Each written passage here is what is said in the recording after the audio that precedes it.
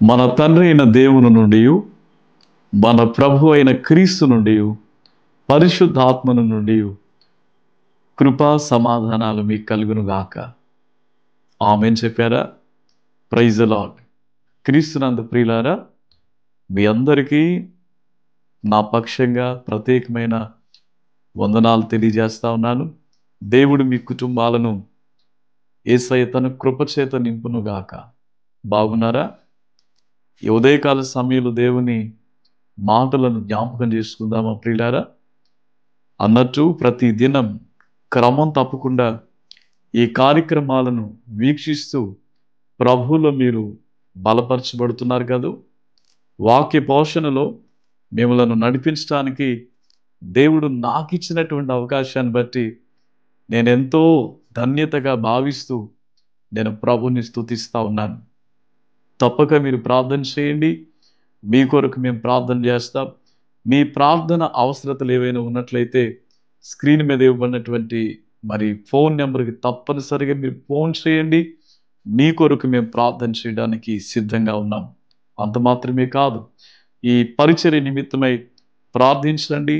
మీ ప్రేమ పూర్వకమైనటువంటి ప్రోత్సాహాన్ని తప్పక అందించాలని ప్రభు పేరిట నేను మీకు జ్ఞాపకం చేస్తా ఉన్నాను. నేటి వాక్య ధ్యానంలోనికి మనం ప్రవేశిద్దాం. పరిశుద్ధ బైబిల్ గ్రంథము నుండి 55వ సంకీర్తన 22వ చరణాన్ని జ్ఞాపకం చేసుకుందాం.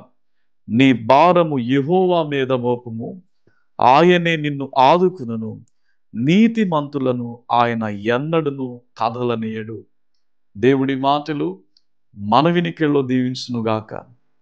ప్రియులారా, భక్తుడు అంటున్నాడు, నీ భారము యెహోవా మీద మోపము, ఆయనే నిన్ను ఆదుకును. ఇది నాన్న ప్రియులారా, భారం లేని వారు ఎవరైనా ఉన్నారా? భారం అంటే ఓ బండను మోస్తున్నటువంటిది అని అనుకుంటున్నారా? ప్రియులారా, ఆలోచన చేయండి. కుటుంబం చాలా మందికి నడిపించడానికి భారంగా అనిపిస్తూ ఉంది కదా. బిడ్డల్ని పోషించడానికి, బిడ్డల్ని చదివించడానికి, ప్రియులారా అంత మాత్రమే కాదు, వారి జీవితాల్లో వారు అక్కర్లు తీర్చడానికి పెద్దగా భారంగా అనిపిస్తూ ఉంది కదా. ప్రతిదినం నీ జీవితం ఒక భారమైన ఒక బండవలే, ఒక కొండవలే నీ నెత్తి మీద ఉన్నట్లుగా నువ్వు చింతిస్తూ ఉన్నావు కదా. దయచేసి దేవాతి దేవుడు ఈ మాటలు నీ కొరకే మాట్లాడుతూ ఉన్నాడు. నీ భారము యెహోవా మీద మోపము, ఆయన నిన్ను ఆదుకును.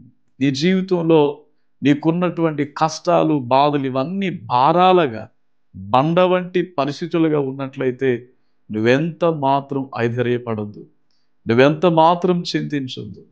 మనుషులను, రాజులను నమ్ముకునుట కంటే యెహోవాను ఆశ్రయించుట మంచిదని, మేలని దేవాతి దేవుడు తన దాసుని ద్వారా తెలియజేస్తా ఉన్నాడు. ప్రియులారా, నీ జీవితంలో నువ్వు చూస్తున్నది ఏదైతే నీకు భారంగా అనిపిస్తూ ఉందో, దూరదేశాల్లో ఉన్నటువంటి బిడ్డలారా, మీ పని మీకు భారంగా ఉందా? మీ యజమానులు మోయలేనటువంటి బాధ్యత భారాలు మీ మీద పెడతా ఉన్నారా? కొంతమంది అయితే ప్రియులారా, మనం చూస్తూ ఉంటున్నాం, బిడ్డలకు వివాహాలు చేయాలి, అదే ఒక పెద్ద భారం. బిడ్డల్ని ఉన్నతమైన చదువులు చదివించాలి, అది కూడా భారమే. అంత మాత్రమే కాదు, ఇంటిని నడిపించాలి, అది కూడా భారమే. జీవితంలో చనిపోయేంత వరకు ప్రియులారా మనం భారాలు మోస్తూనే ఉండాలి, మనం మోస్తూనే ఉండాలి. అయితే దేవుని వాక్యం సెలవిస్తూ ఉంది, నీ భారం నా మీద మోపు, నేను నిన్ను ఆదుకుంటాను. అయితే ప్రియులారా, దేవుడు మనల్ని ఆదుకోవాలనంటే మనం చేయాల్సిన పనులేంటో తెలుసా? యెషయా గ్రంథం 49వ అధ్యాయం 8వ వచనంలో ఒక మాట ఉంటుంది. మనం దేవుడు మనల్ని ఆదుకోవాలనంటే దేవునికి మనం మొరపెట్టాలి, దేవునికి మనం ప్రార్థన చేయాలి. దేవా, ఫలానాది నాకు భారముగా ఉందయ్యా, ఫలానా సమస్య నన్ను కృంగదీస్తా ఉంది నాయన, నేను మోయలేకపోతా ఉన్నాను ప్రభువా, నన్ను జ్ఞాపకం చేసుకో నాయన.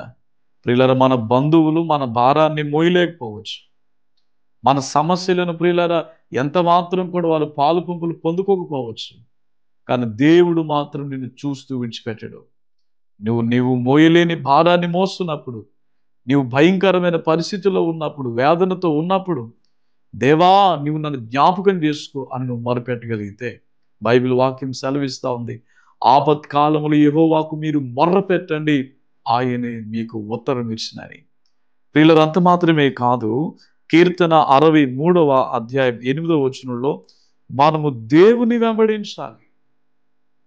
మన భారం ప్రియులారా తేలికగా మార్చబడాలనంటే, మన ముందున్నటువంటి పరిస్థితులను మనం విజయవంతంగా మనం చూడాలనంటే మనం చేయాల్సింది ఏంటో తెలుసా?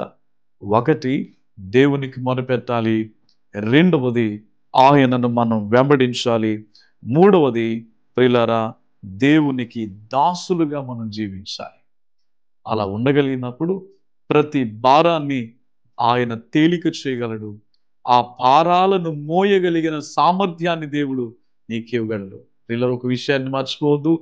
నీ ముందున్నటువంటి సమస్యల కంటే నువ్వు నమ్ముచున్న దేవుడు గొప్పవాడు అన్నటువంటి విషయాన్ని మర్చిపోవడానికి వీల్లేదు. కనుక నీ జీవితంలో ఉన్న ప్రతి భారాన్ని దేవుడే తొలగించి నీ జీవితంలో నెమ్మదిని అనుగ్రహించును గాక. ప్రార్థన చేసుకుందామా? దయగల మా తండ్రి, పరిశుద్ధుడైన దేవా, ఈ సందేశాన్ని వింటున్నటువంటి జీవితాలు ఏ భారాలున్నాయో దేవా, ఏ సమస్యలున్నాయో నాయన, ఏ సమస్యలు భారములుగా వారు మోయజాలని పరిస్థితుల్లో ఉన్నారో దేవా మా తండ్రి, వారు మొర్ర పెట్టుట చేత, వారు మిమ్మలను వెంబడించుట చేత, వారు మీకు దాసులుగా ఉండుట చేత ఆ భారముల నుండి రిలీఫ్ మీరు అనుగ్రహించండి, విమోచన దయచేయండి, శాంతిని, సమాధానాన్ని వారి కుటుంబాలు అనుగ్రహించమని యేసయ్య నామం పేరిట ప్రార్థించుచున్నాను తండ్రి. ఆమేన్.